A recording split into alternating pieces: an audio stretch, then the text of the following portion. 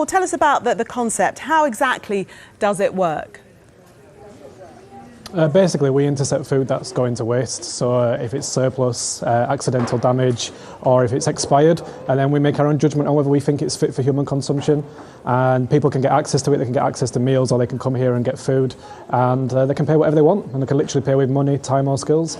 So where did the original idea come from? Why did you think that there was a need for this type of particular service?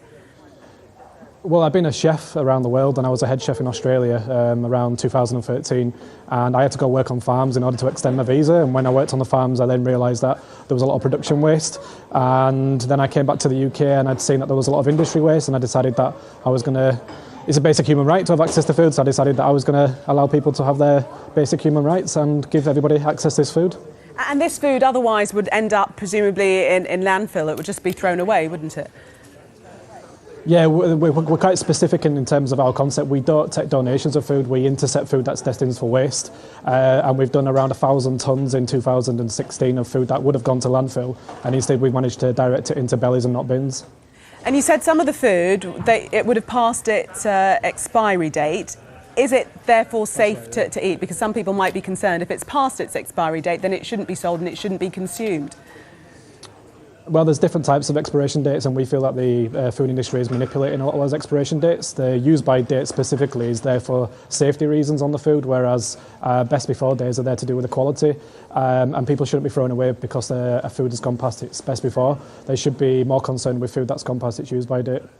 So definitely best before, that date on a packaging for food, that's fine, that's absolutely fine. Yeah, I mean, we just go with the flow, and we just try to use our own senses and use our own instinct. If we think that food is safe to eat by using, the smell, touch, taste, etc., then we'll consume it.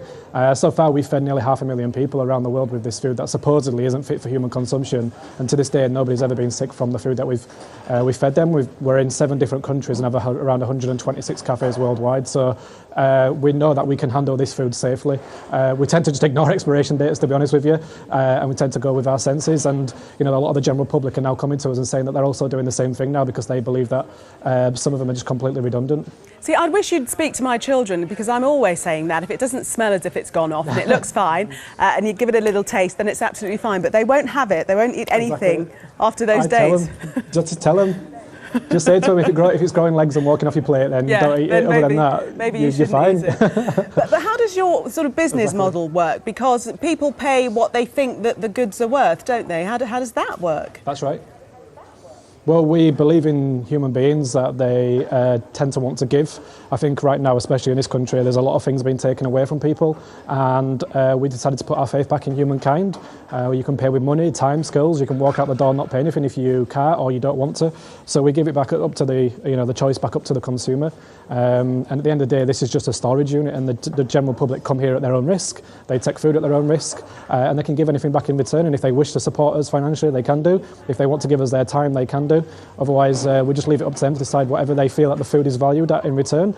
And I think the biggest problem for us is that there's a relationship between food and people right now is completely redundant in regards to the fact that a lot of people don't understand where their food comes from, what happens to it, etc. They go to a supermarket and they see something 24 hours a day, 7 days a week, 365 days a year, and it's a completely unsustainable food system that we're a part of. So we try to educate people and say, look, do you know where this food come from? Do you know how we get hold of it? Do you know what it's valued at? Do you need to take this much of it because you can come back tomorrow and get something else, etc. So it's a huge education really in regards to solving some of these global food waste issues that we try to tackle. But are you genuinely saying that if people come along on a regular basis and fill their bags up and walk out without donating or giving anything at all, you're absolutely fine with that? Every single day. Wow. Yeah, at the end of the day, we're just facilitators of this food. We're just facilitators of it. It didn't cost us anything.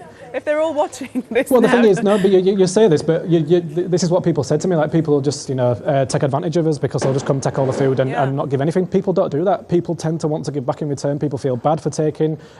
People don't have anything and they still want to give something in return, so they might want to give their time, they might want to give their skills, they might want to dance, sing. We've got children here right now. They can give anything back in return. Some of them help sweep the floor, some of them help stack the shelves. themselves. It's just about building a community and getting people to feed back into something that they feel responsible for and a part of. And every single person that walks through our doors is helping us abolish some of the global issues around food waste. So I truly believe that human beings want to give. But yes, there are some people that do take advantage, but there are also some people that don't. So it's a fine balance. It's such a wonderful concept. I really do applaud you. And you're growing it as well. I was reading about the Fuel for School. Just tell us quickly how that's going to work. Fuel for School basically is that we felt that we couldn't tackle supermarkets because if they want to stop food waste, they could do it tomorrow, and they literally do not care.